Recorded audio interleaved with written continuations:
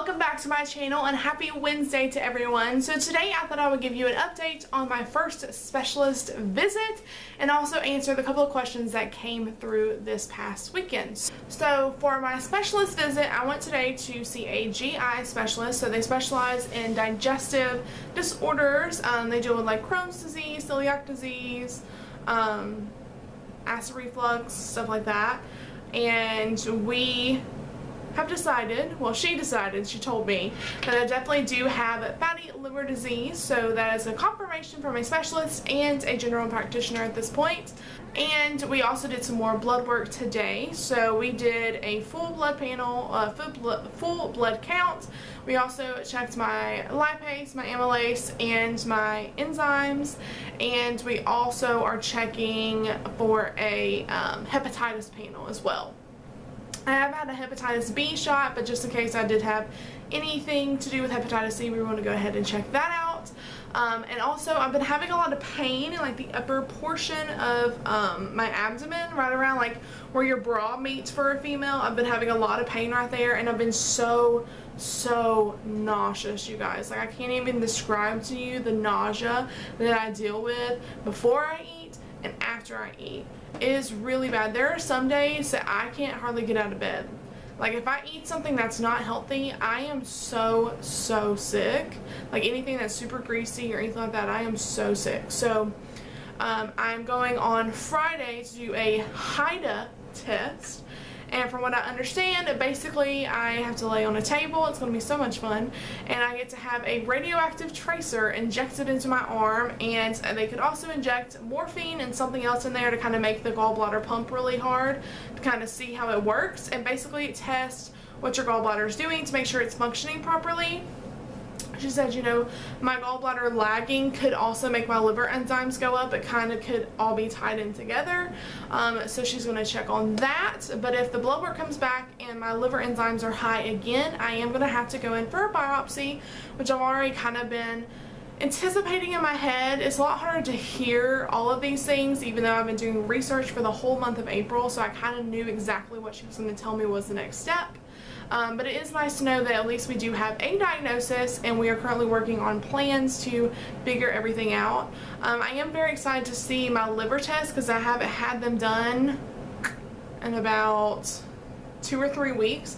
So I'm excited to see with the extensive weight loss I lost in April if they've gone down any at all. She said hopefully they've gone down a little bit, but it's only 25 pounds, so it's not going to be a whole lot. I kind of like that she's very realistic with me, and she's like, you know, this is what could happen, this is what, you know, if this comes out as this. And I personally love when doctors are like that with me, just because I am so like worried and freaked out about everything, that I just need to know that everything is okay. And if it's not okay, I need to have a plan. So I kind of told her that when she walked in, like, I'm a planner, like, if this is this, whatever. So she just told me the whole 9 yards of what could happen, what would happen, and everything like that. And I really appreciate that about my doctor. I'm very excited that we're getting close to figuring out everything, what's going on, and I'm getting more calm about everything.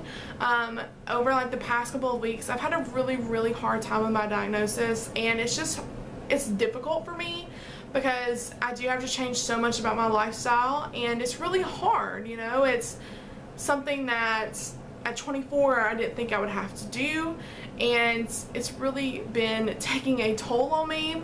Not that I've ever been an alcoholic or anything like that, but just like, for instance, like, I used to socially drink, and now I don't like being around people that are drinking because I can't take a drink, I can't take a sip, I can't do any of that stuff, and it's just really frustrating that I can't just be normal, and I can't just go hang out with my friends without having those bitter feelings and those feelings of, well, if this wasn't wrong with me, I could be young and I could act my age and I could do whatever I wanted to. And I'm just having a really hard time lately with that.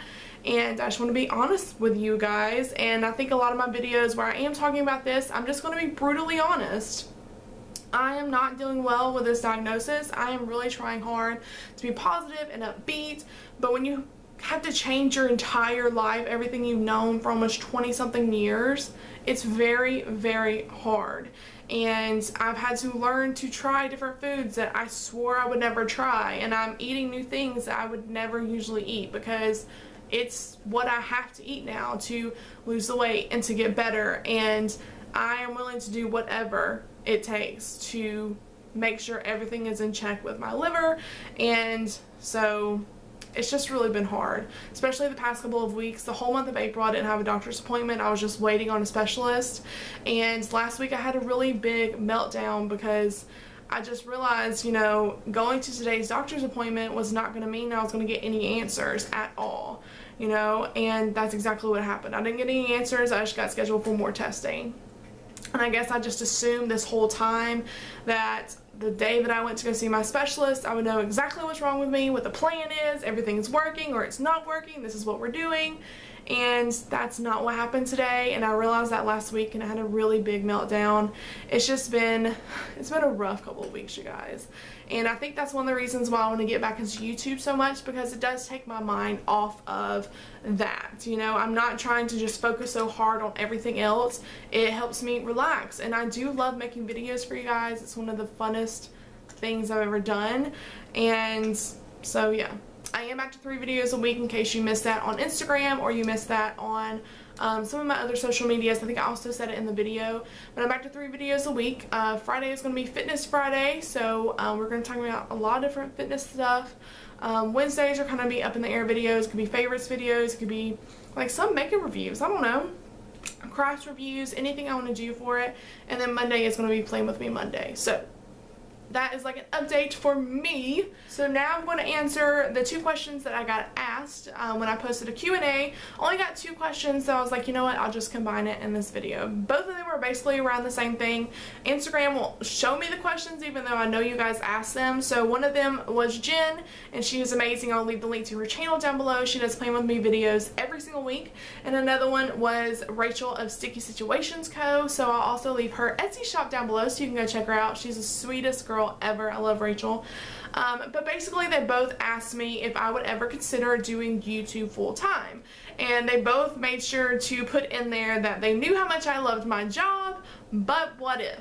And the honest question to that answer is, one of the major reasons that I did start doing YouTube now is because when I do have a family and I do have children, I plan on quitting my full-time job and doing YouTube as my income.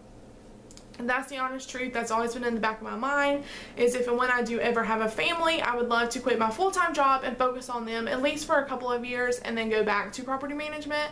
But honestly, if I had the income, I would just do YouTube full-time. One of my friends, she does that, and she also works from home, and I can just see like a drastic change in her stress and everything like that. And I do love my job. I love my job so much, but sometimes the stress of property management is a lot. For those of you that don't know, I manage a 112 unit apartment community, and this is my first job as a manager. I've been an assistant manager for over 2 years at several different communities of varying sizes, but this is my first time being a manager, and there's a lot more stress with it than I originally planned. But I would definitely move up to a regional position. I would definitely love being a trainer, or even just doing like the marketing for a company. That would be a lot of fun for me. Lately, I've been thinking about going back to school and getting my marketing degree, because that's my favorite part of my job, is doing marketing. I have the smallest community in my area, so I do the marketing for the other 2 communities and mine, and I'm also the manager of it. So I have a lot of stuff that I have on my plate at all times. I have resident events and everything like that I'm always doing, and of course doing this 3 times a week, and I'm about to start a part-time job up again, working from home. So there is so much stuff I got going on, you guys, but that's the answer to both of those questions. Both of them were dealing with my career. It won't let me pull them up, but I know they were both around the same thing. So if I got one of them wrong, guys, I'm so sorry, but Instagram would not show me what it was. So I love you guys, oodles and noodles. I hope you enjoyed this update. I will definitely keep you updated. If you have anything you want to know about fatty liver disease, then be sure to leave it down in the comments, and I'll try my best to answer you. And yeah, check out my other video if you want to see how I was diagnosed or how I found out I had it. I'll leave the link to it in the iCard. I'll also leave it down below as well. And that's everything. I love you guys. Bye.